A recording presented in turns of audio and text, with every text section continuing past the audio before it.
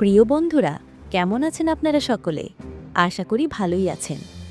আজ আমি আপনাদের শোনাব এক অদ্ভুত গল্পের কথা, যেখানে বিশ্বাস, ভালোবাসা আর প্রতিশোধ মিলেমিশে তৈরি করেছে এক জটিল চক্রব্যূহ।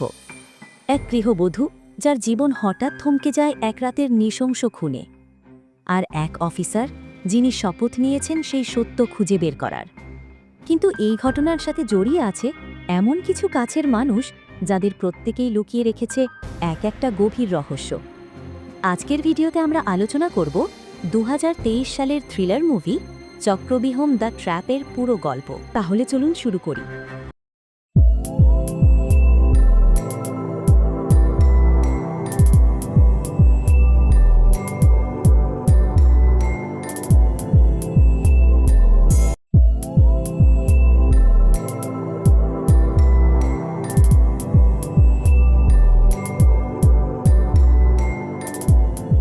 পুরো ভিডিওতে আমাদের সঙ্গে থাকার অনুরোধ রইল। চক্রব্যূহ নামটা শুনলেই আমাদের মনে পড়ে যুদ্ধ, কৌশল আর এমন এক জটিল জালের কথা, যেখানে একবার ঢুকলে বেরিয়ে আসা প্রায় অসম্ভব। এই সিনেমার গল্পটাও ঠিক সেরকমই, রহস্যে মোড়া, একের পর এক মোচড় আর সন্দেহজনক চরিত্রে ভরা। এই কাহিনীটা ঘোরে সিরি নামের একটি গৃহবধূর রহস্যজনক রহস্যকাণ্ডকে ঘিরে।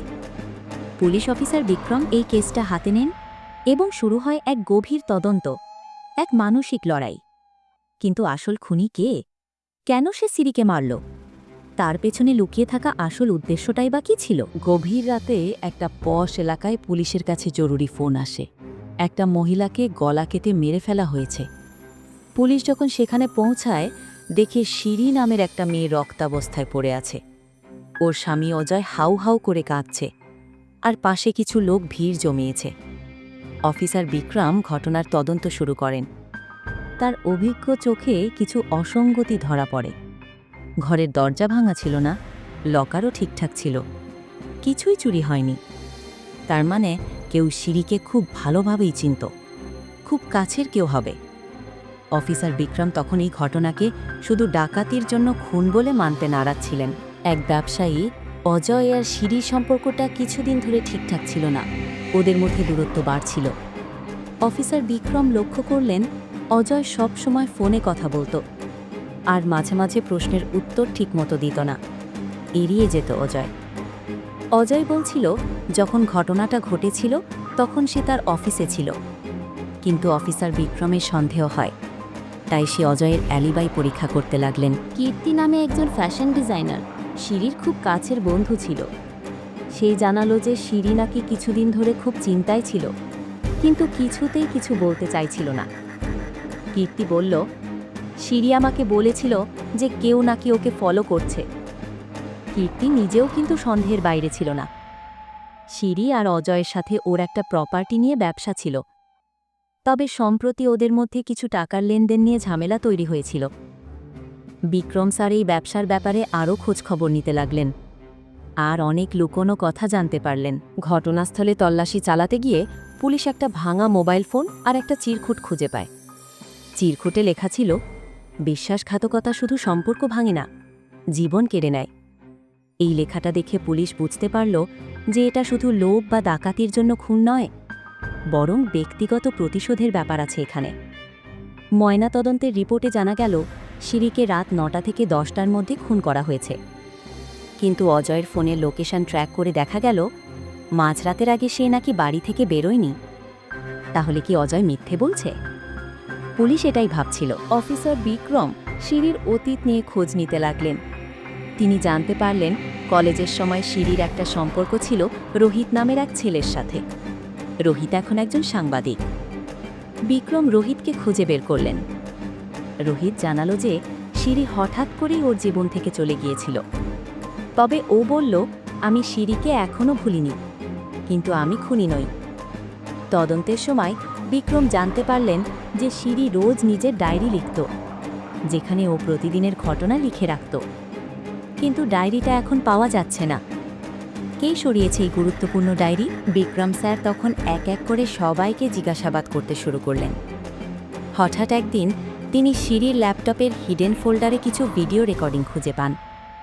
ভিডিওগুলোতে দেখা যায় শিরি তার স্বামী অজয়ের ওপর সন্দেহ করছিল, কারণ সে অন্য একজন মহিলার সাথে সম্পর্ক তৈরি করেছে। এই ভিডিওগুলো থেকে স্পষ্ট হয়ে যায় শিরি আসলে তার স্বামীকে ফলো করছিল এবং তার সম্পর্কে প্রমাণও জোগাড় করছিল। তাহলে কি অজয় খুন করেছে, নাকি অজয়ের প্রেমিকা? একদিন রাতে অজয় নিজেই স্বীকার করে যে সে আর শিরির সাথে থাকতে চাইত না, তবে খুন করার কথা সে অস্বীকার করে। তখন পুলিশ অফিসার বিক্রম একটা অন্যরকম ফাঁদ পাতেন। তিনি সন্দেহজনক সবাইকে একসঙ্গে ডেকে একটা নাটক সাজান, যাতে তারা নিজেরাই ফাঁদে পড়ে।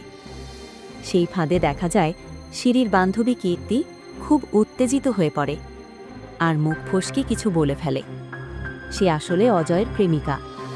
তাদের দুজনের মধ্যে গোপন সম্পর্ক ছিল, আর শিরি যখন তা জানতে পারে তখন কীর্তিকে সম্পর্কটা শেষ করতে বলে। কীর্তি তখন বুঝে যায় শিরি তাকে আর অজয়কে পুলিশের কাছে ধরিয়ে দেবে। সেই ভয়েই এক রাতে সে শিরির বাড়িতে যায়, আর ঝগড়ার এক পর্যায়ে রাগের মাথায় শিরিকে গলা কেটে হত্যা করে। অফিসার বিক্রম নিজের পাতা ফাঁদে কীর্তিকে ফাঁসাতে সফল হন। সে নিজের অপরাধ স্বীকার করে আর পুলিশ তাকে গ্রেফতার করে। অজয়কেও সহ অপরাধী হিসেবে জিজ্ঞাসাবাদ করা হয়, তবে শিরি হত্যার সরাসরি প্রমাণ ওর বিরুদ্ধে পাওয়া যায় না। এইভাবে একটা জটিল, আবেগ মেশানো আর সম্পর্কের দোটানায় জড়ানো রহস্যের সমাধান হয়। চক্রবিহম এমন একটা গল্প যা আমাদের দেখায় মানুষের সম্পর্কের জটিলতা, ঠকানো, লোভ, ভালোবাসা আর প্রতিশোধের এক অন্ধকার দিক। শিরির মৃত্যু আমাদের মনে করিয়ে দেয় যে বিশ্বাস ভেঙে গেলে শুধু সম্পর্কই নষ্ট হয় না, জীবনও শেষ হয়ে যেতে পারে। এই সিনেমাটা শুধু একটা খুনের রহস্য নয়, এটা একটা মানসিক থ্রিলার যা শেষ পর্যন্ত দর্শকদের ভাবতে বাধ্য করে। এই ছিল আজকের রহস্যে ভরা সিনেমার সম্পূর্ণ কাহিনী।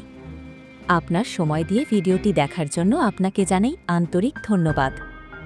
আপনি যদি আমাদের মতোই সিনেমা ভালোবাসেন তাহলে অবশ্যই সাবস্ক্রাইব করুন ভাইরাল মুভিজ চ্যানেলটি। নতুন নতুন মুভির বাংলা ব্যাখ্যা ও রিভিউ পেতে পাশে থাকুন আমাদের, আর শেয়ার করুন প্রিয়জনদের সঙ্গে।